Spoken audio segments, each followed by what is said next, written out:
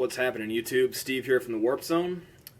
So, if you happen to be a fan of the latest consoles from Sony and Microsoft, the PS4 and the Xbox One, brace yourselves because the gloves are coming off, and you might be a little offended or pissed off at the very least, to which I can't say I blame you, but I just have to ask, and I'm genuinely curious, not trying to sound like a smartass, what exactly, if you happen to have bought one of those consoles or both, what exactly is the appeal to you? Why did you spend $400 to $500 to $600 or even $700 when you include the online service, the controllers, all that shit, the tax?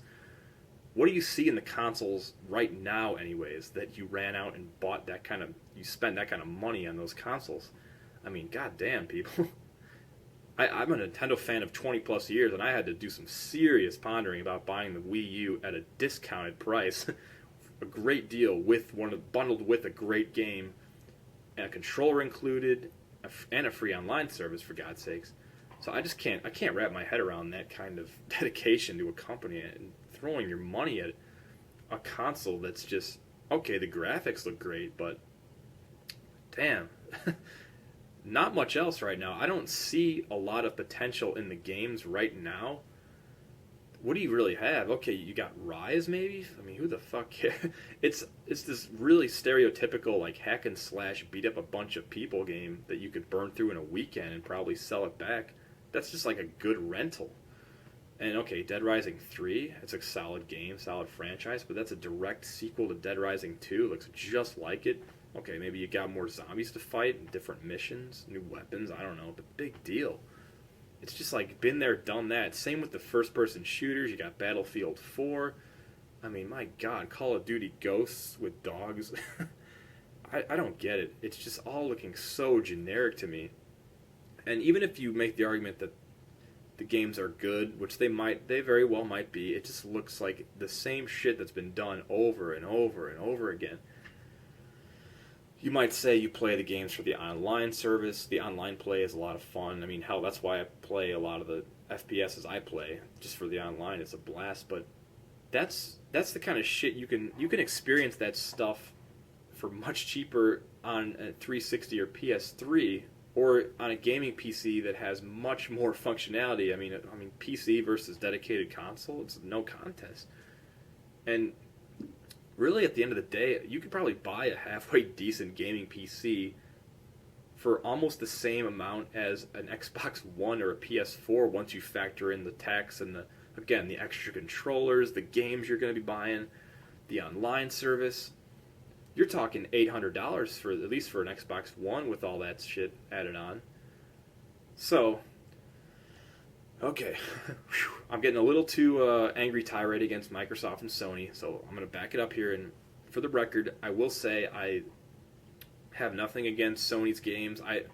Like I said in my previous video, they make some quality games. If you're into that kind of thing, I'm personally not really. I think their games are tend to be very linear, generic, complex control schemes.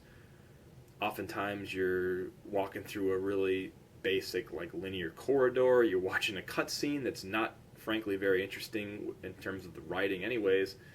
Rinse and repeat. I just don't see that appeal in those kind of games, but that's just me. Anyways, that's a different rant for a different video.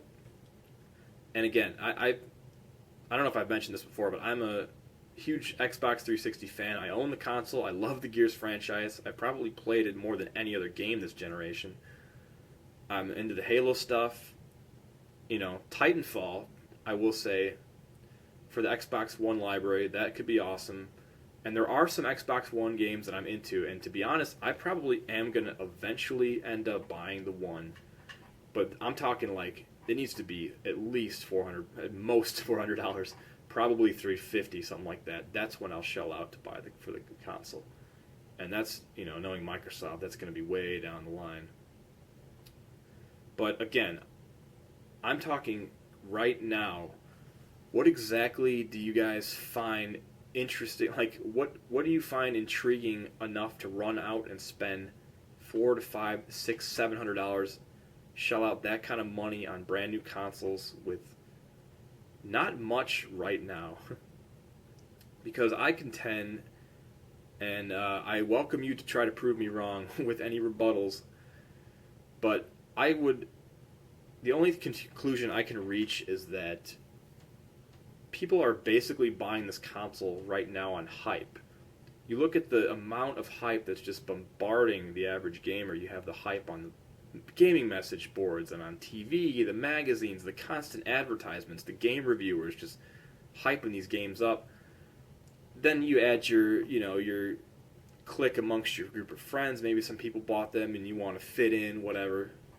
It's a fucking mob mentality a lot of times with these consoles and these games. That's what I think the main reason is.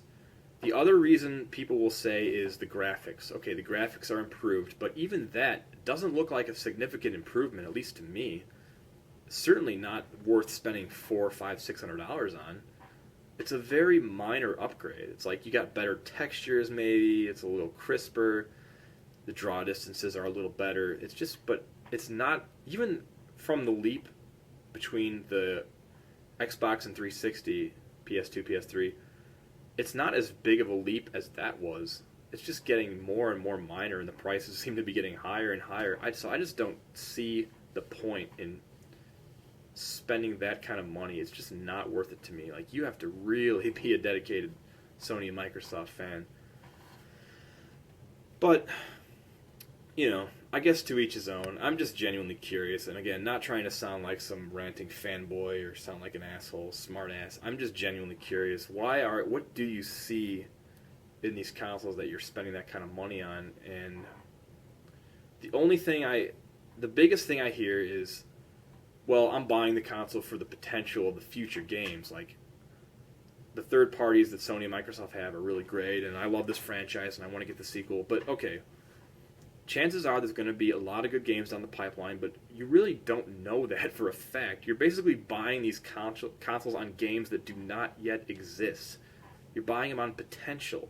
For me, it's like, unless there are games right now that you really like, or you've played it at a friend's house and you enjoy it, I don't see the point in spending so much money on consoles that have very little of worth right now, but you're looking at the future and saying, okay, well, those games are going to be good. 1-2 years down the pipeline, that's when it's going to get good. How do you know that? Especially when the games right now don't look that great. At least to me. I don't know. Maybe I'm just getting an old, jaded, cynical bastard gamer. I don't know. Maybe I'm just hard to please, but these Xbox One and PS4 games, I've looked at them extensively, and I just don't see the appeal in these. What's really good out there right now? I'm talking current.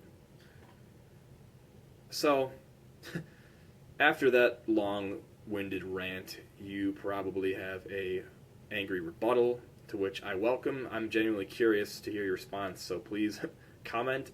And if you happen to be one of the few that liked this video and was not pissed off by what I had to say, or even if you hated it and you want to hear more, please subscribe and like. It would help me out a lot. And until the next video, I'll see you guys later.